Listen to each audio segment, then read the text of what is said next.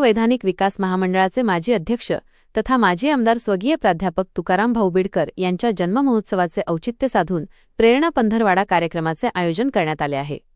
या निमित्ताने फेब्रुवारी 16 ते 5 मार्च दरम्यान शालेय व महाविद्यालयीन स्तरावर विविध स्पर्धांचे आयोजन करण्यात आले असून श्री गणेश कला महाविद्यालयाच्या संगीत विभागातर्फे आयोजित भक्तिगीत गायन स्पर्धेला विद्यार्थ्यांनी उत्स्फूर्त प्रतिसाद दिला। मान्यवरांची उपस्थिती या कार्यक्रमाच्या अध्यक्षस्थानी जय बजरंग मंडळाचे अध्यक्ष नारायणराव गावंडे होते। प्रमुख उपस्थिती म्हणून MIDC पोलीस स्टेशनचे पोलीस उपनिरीक्षक राठोड साहेब, कुंभारीचे सरपंच बाळासाहेब अतकरे, प्रकाशभाऊ बिडकर, श्रीकृष्ण बिडकर, चित्रपट निर्माते शत्रुघ्न बिडकर, प्राचार्य किसनराव मेहरे, अनिल मालगे प्राध्यापक, नीरज लांडे प्राध्यापक, हर्षवर्धन मानकर आदी मान्यवर व्यासपीठावर उपस्थित होते। स्पर्धेचे आयोजन महाविद्यालयीन विद्यार्थ्यांच्या कलागुणांना वाव देण्यासाठी संगीत विभागाच्या वतीने ही भक्तिगीत गायन स्पर्धा घेण्यात आली।